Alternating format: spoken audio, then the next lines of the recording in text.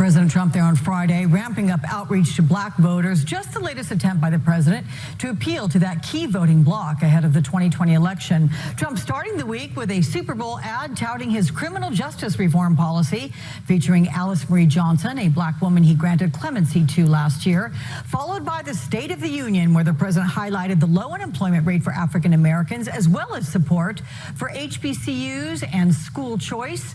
So joining me now to discuss, Danielle moodie-mills, host of WokeAF Daily and co-host of the Democracy-ish podcast, and Shermichael Singleton, Republican strategist and political consultant. Welcome, guys. Good to see you.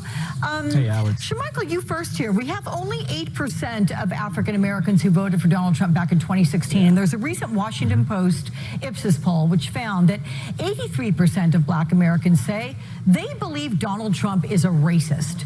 So do you think the president's efforts to court black voters will actually work? I mean, I think the president probably wants to get that 8% again, or maybe increase those margins by 1 or 2%. I think that's possible if he focuses on black men, as I do think that there's a subset of black men that may be open to some of the president's messaging on economics or criminal justice reform. And there's actually data that supports that. However, Alex, if I could add, black turnout was down in 2016 in comparison to 2012. And in battleground states, black turnout was down at a sharper rate, about 5.3%. I believe, and that obviously benefited the president.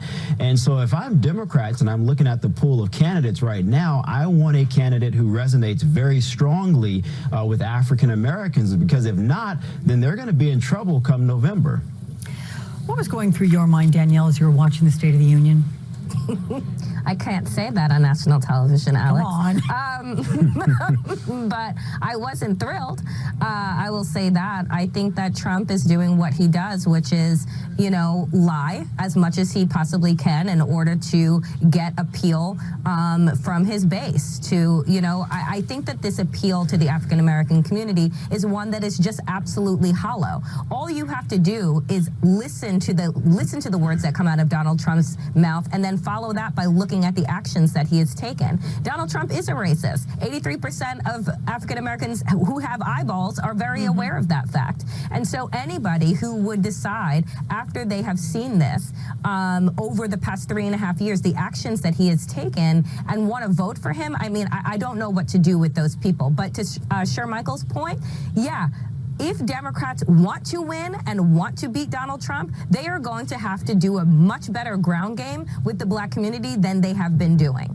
You know, and that to me is something that they need to focus on, instead of continuing to focus on places like Iowa and New Hampshire. Two points, Danielle, that jump to mind are the fact that Donald Trump was the originator, to the most assumptions that he was the originator of the whole birtherism problem, right? That, and he's consistently insulted the first black president.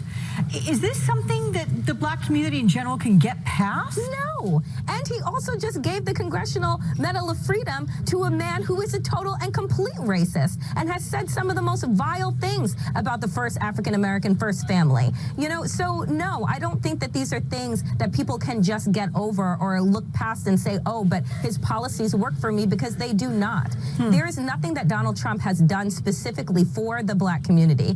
And as a matter of fact, he has talked about members, reputable members of Congress, John Lewis, Maxine Waters, attacked black reporters. I mean, he is a terrible human being in general, but specifically for African Americans, the question is, what have you done for me lately or ever, except for birtherism, attack the Central Park Five? I mean, the list goes on and on.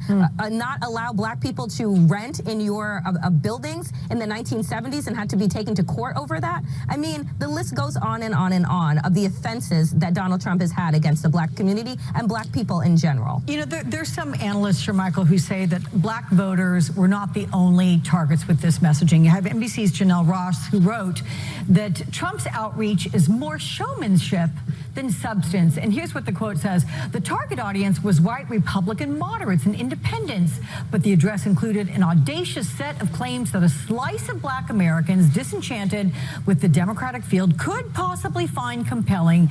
It positioned Trump as a singular figure willing and able to deliver big ratings or other things, and it remains an approach far more likely to compel white voters to the polls than black. Does his messaging, Shermichael, work for the white moderate voter? I mean, maybe. I mean, look, Alex, I'm a strategist. I go by quantified data. I don't go off of whims of opinions or emotions. And if you look at 2018 exit results, that was just not the case. And the president and Republicans did attempt to message to those moderate-leaning Republicans and suburban white women, and it did not work, Alex. So again, as I want to reiterate this again, there was a 5.3% dip in 2016 with black voters in key battleground states. If you see a repeat in that, I guarantee you Donald Trump will be reelected. And it's simple as that. It's basic math. Yeah. Danielle, I know you mentioned Rush Limbaugh and the president anointing him with the Presidential Medal of Freedom there during the State of Union. Expand a little bit more on that and just kind of what went through your mind when you saw it. You know, I have to say that it cheapens what the Congressional Medal of Freedom means, right? There is nothing that Rush Limbaugh has done over his career other than preach hate and division, and do so using the most homophobic, racist, transphobic, misogynist language possible. So to award that man, especially in a room with Tuskegee Airmen, to award that man, of all people, the Congressional Medal of Freedom was an insult to anyone that has ever received it, anyone that has ever worked on behalf of trying to get more people free. Like it was so insulting and just a really sad day. Same question to you, Shermichael. How'd you feel about that? I mean, look, Alex, personally, I don't feel one way or the other, but I do think from a messaging and marketing and engagement perspective, I think there is an opportunity for Democrats or Democratic-leaning organizations to take that moment and then show various moments over the past several years of Rush Limbaugh making very controversial and racist and sexist statements, and key places to turn out not only African Americans and other minority groups, but to also engage some of those white and suburban women that you mentioned in your previous question. That's called smart strategy. That's called being tactical. I have a feeling Danielle was just taking some notes if she hasn't already, but that's going to be a segment of the podcast. It was good, Shermichael. Good to see you both. Thank you so much.